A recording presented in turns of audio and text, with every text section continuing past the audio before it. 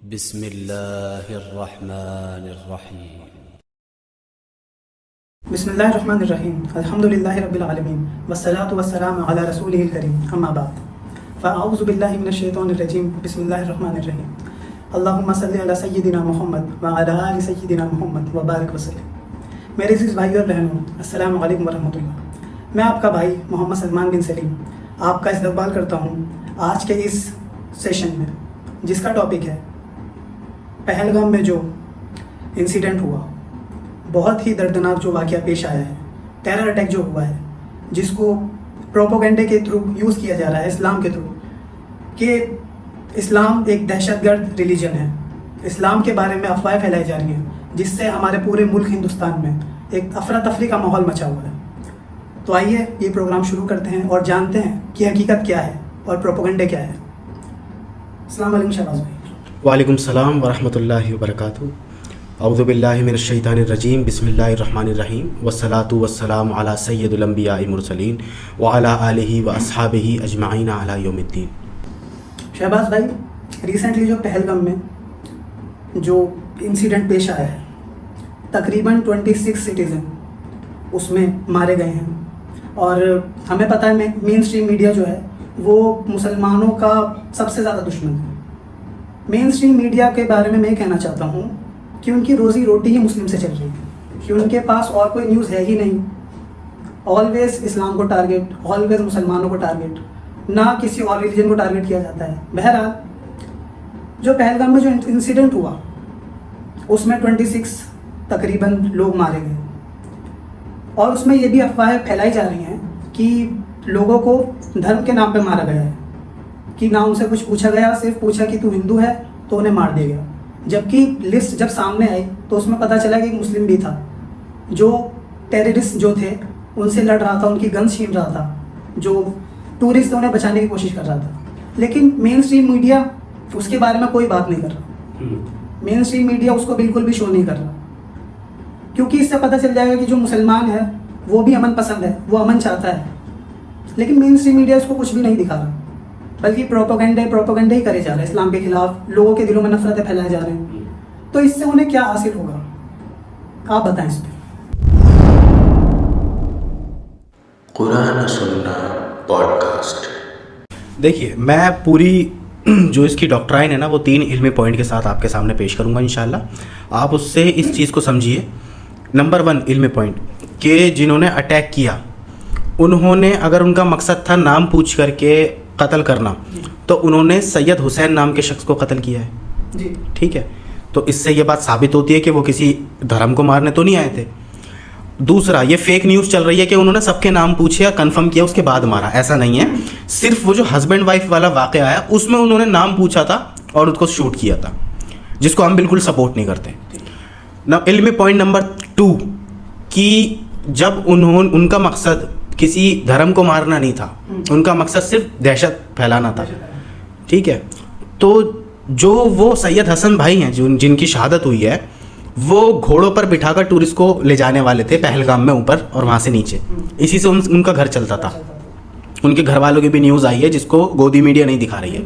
लेकिन आप ये इल्मी पॉइंट नंबर 2 पर ध्यान दीजिए कि जब एक शख्स शहीद ही हुआ है मुस्लिम, और 26 टोटल इंडियंस उसके अंदर शहीद हुए हैं, उनकी वफ़ात हुई है, मौत हुई है, तो इसमें धर्म को क्यों टारगेट करना। ये इल्मी पॉइंट नंबर 2 है। इल्मी पॉइंट नंबर 3, कि अगर वो लोग हथियार लेकर, गन्स लेकर के पहलगाम के अंदर जो टूरिस्ट प्लेस है वहाँ घुस गए थे, तो आर्मी क्या कर रही थी, फोर्स क्या कर रही थी, और इसका जो मेन इसकी किसकी वजह से, इसका जिम्मेदार कौन है, ये इल्मी पॉइंट नंबर 3 है। भाई, अगर मैं इसको स्किप कर दूँ कि वो उन्होंने क्या किया, उन्होंने शूट कर दिया नाम पूछ करके, चलो ठीक है, ये किसकी जिम्मेदारी थी, पूरा देश किसकी जिम्मेदारी पर है। इतनी आर्मी इंडिया के अंदर, 40% आर्मी पूरे इंडिया को कवर करती है, 60% आर्मी सिर्फ जम्मू कश्मीर को कवर करती है। तो वो 60% आर्मी बॉर्डर्स पर क्या कर रही थी जब ये लोग अंदर घुस रहे थे। तो फर्स्ट, सेकंड सवाल बिल्कुल है। दूसरा, इससे सबसे ज़्यादा फ़ायदा किसको हो रहा है। हमें समझ में आ रहा है कि क्या सच्चाई है, लेकिन मैं अब देखिए, मैं ये तो कहना पसंद नहीं करूँगा कि ये प्री प्लान था, लेकिन हम इस पर खुले अल्फाज से वही कहते हैं जो कुरान हकीम कहता है।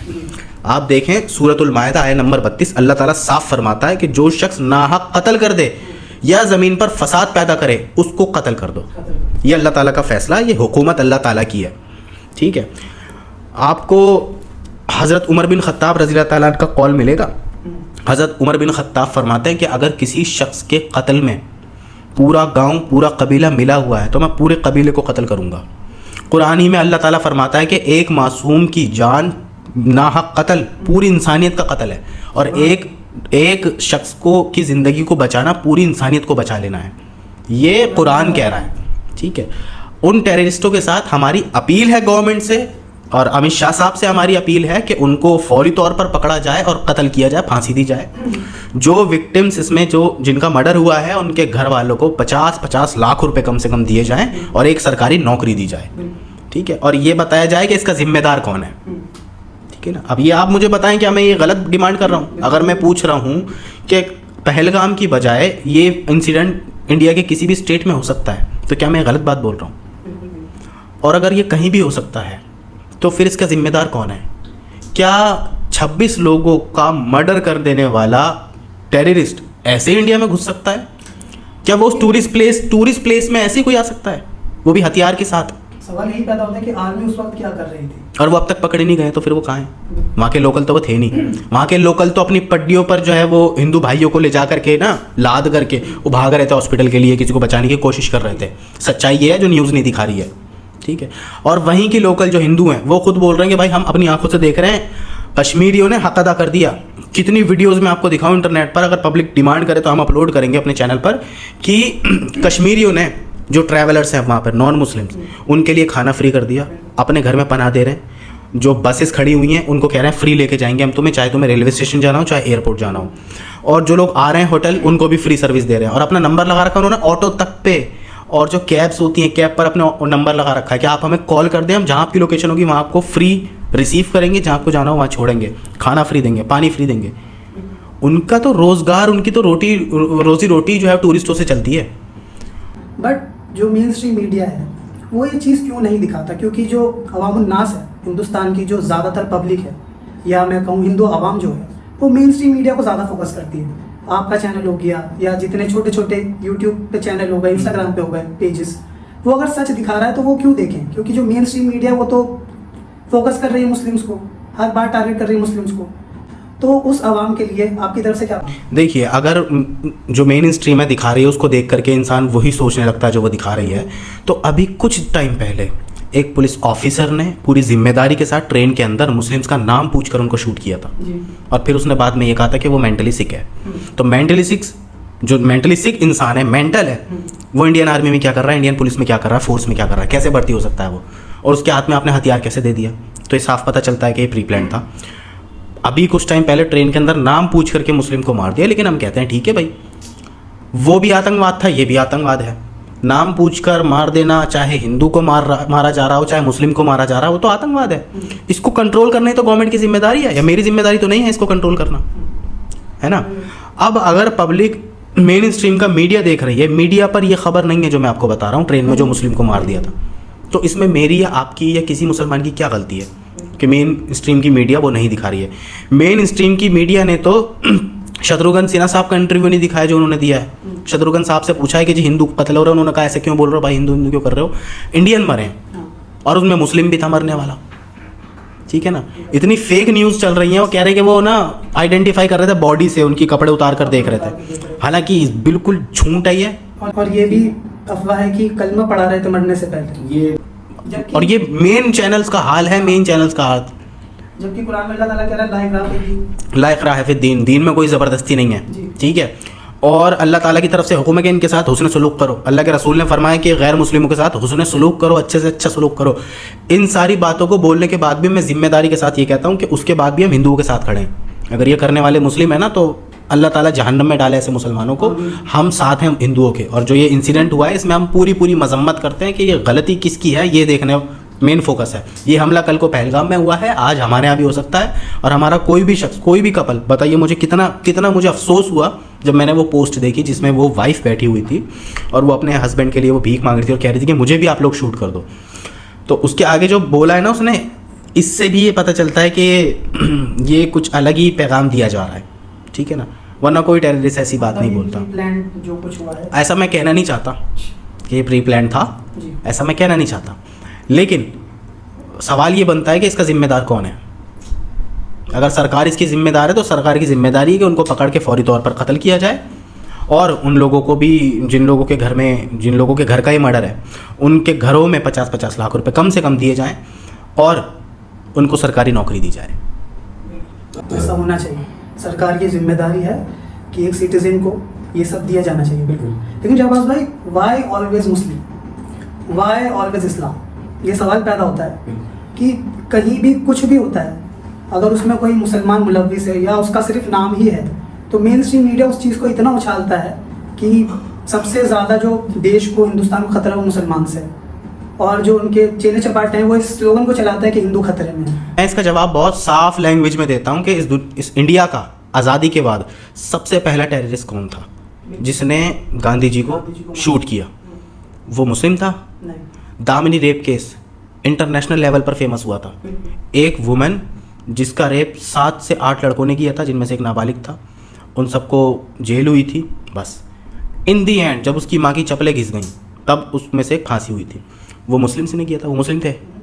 लास्ट टाइम जो दिल्ली के अंदर रेप हुआ है, डॉक्टर मोमिता का जो रेप हुआ था, वो मुस्लिम था करने वाला।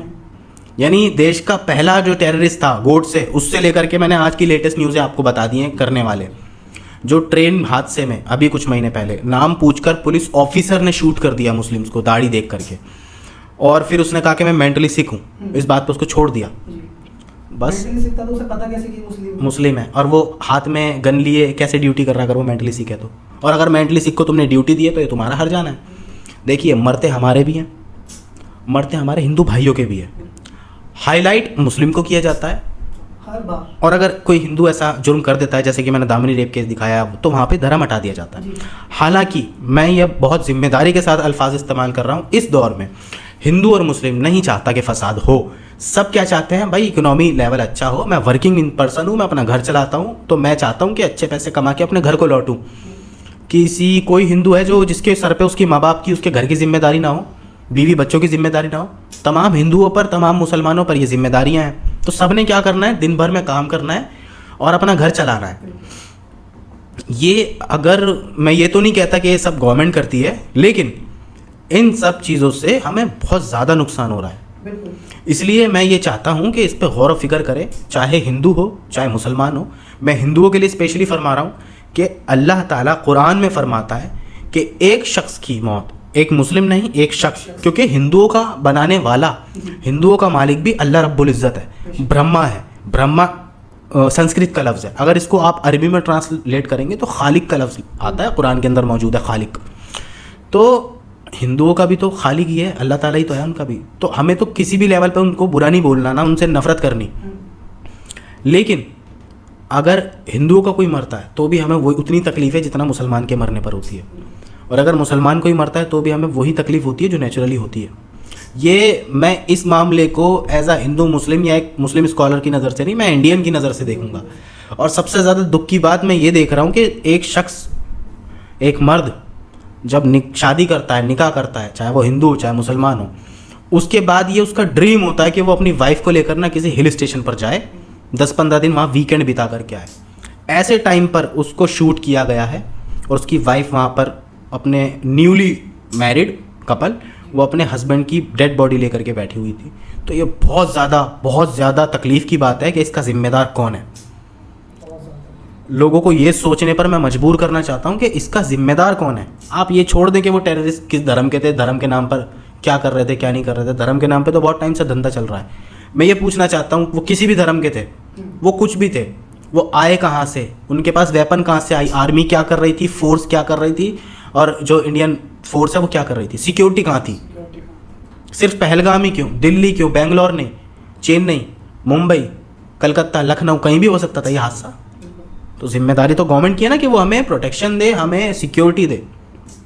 बॉर्डर पर जो हमारी आर्मी है, इंडियन आर्मी, वो क्या कर रही थी जब लोग ये घुस रहे थे? अगर ये पाकिस्तानी थे तो वो घुसे हैं, सबको शूट करा है और बिल्कुल पुरसुकून वो चले गए, जबकि एक गोली की आवाज़ बहुत दूर तक जाती है। और जो वो हिल स्टेशन है पहलगाम, जंगल है, और गोली की आवाज़ बहुत दूर तक गूंजती होगी। और वो जो जंगल है ना, जो आप बोल रहे हैं जंगल है, वहाँ फोर्स ही, मैंने अपनी आंखों से वहाँ फोर्स ही फोर्स देखी है। हर 5-6 कदम दूर पर फोर्स खड़ी रहती है वहाँ पर, आर्मी।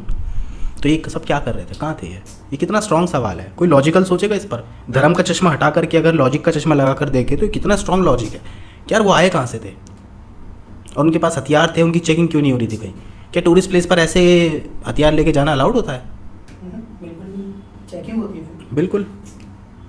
तो ये मेरी डिमांड है कि लोगों से कि लोग इस बारे में सोचें, और जब लोग इस बारे में सोचेंगे तो ही हम सेफली ट्रैवल कर सकेंगे। कल को मैं भी हो सकता है अपनी वाइफ को लेकर किसी हिल स्टेशन पर जाऊं, तो मैं ये नहीं चाहूँगा कि वहाँ कोई भी धर्म का इंसान आके मुझे शूट कर दे, ठीक है ना। तो वहाँ सिक्योरिटी होनी सबसे फर्स्ट प्रायोरिटी है, जो मेरा हक है एज ए इंडियन। चाहे वो हिंदू चाहे वो मुसलमान हो, उसका हक है कि उसको सिक्योरिटी मिले। यानी कि टूरिस्ट प्लेस पर फोर्स होनी चाहिए, जो पुलिस है वो तैनात होनी चाहिए। पहलगाम एक हिल स्टेशन है, वहाँ पे फोर्स होनी चाहिए थी। और अगर ये लोग बॉर्डर से घुसे हैं तो बॉर्डर की फिर आर्मी क्या कर रही थी? उनको भी चेकिंग उनकी अच्छी होनी चाहिए थी। ऐसे ही कुछ सालों पहले पुलवामा अटैक हुआ था, तो वो कहाँ से आए थे लोग? क्या वो इतना सारा बारूद लेके, बम्स लेकर के, क्या वो सरहद में से अंदर आ गए थे? ऐसा तो इम्पॉसिबल है ना। ये तो थोड़ा सा लॉजिक से ही बाहर लग रहा है मुझे। अच्छा, उस वक्त भी ये आप जो लॉजिक की बात कर रहे हैं, जब भी लोगों ने लॉजिकली नहीं सोचा, जो मेन स्ट्रीम मीडिया जो दिखा रहा है उन्होंने वही देखा और वही फॉरवर्ड करा। तो ये बहुत अफसोस की बात है कि जो हमारी आवाम है वो मेन स्ट्रीम मीडिया को ज़्यादा फोकस करती है, जो लोग दहशत फैलाना चाहते हैं उन्हें ज़्यादा फोकस करती है, उन्हें देखती है। शहबाज भाई, अल्लाह ताला से दुआ है, अल्लाह ताला हमें कहने सुनने से ज़्यादा अमल करने की तौफीक अता फरमाए। आमीन। और जो ये हमारे मुल्क में हादसा पेश आया है, जो इसके असल कसूरवार हैं, अल्लाह ताला उन जो वो नकाब के पीछे बैठे हैं, अल्लाह ताला उनके नकाब का पर्दाफाश करे। और जैसे मैंने पिछले एपिसोड में भी कहा था कि अल्लाह ताला हमारे इस मुल्क हिंदुस्तान को रेप जैसी बीमारी से, मर्डर जैसी बीमारी से महफूज फरमाए। आमीन। सुभान अल्लाह व बिहम्दिही, सुभानक अल्लाहुम्मा व बिहम्दिका, व नशहदु अल्ला इलाहा इल्ला अंता, नस्तगफिरुका व नतूबु इलैक। सुभान रब्बिका रब्बिल इज्जति अम्मा यसिफून, व सलामुन अलल मुरसलीन, वल्हम्दुलिल्लाहि रब्बिल आलमीन। वमा अलैना इल्लल बलागुल मुबीन। सदक़ल्लाहुल अज़ीम।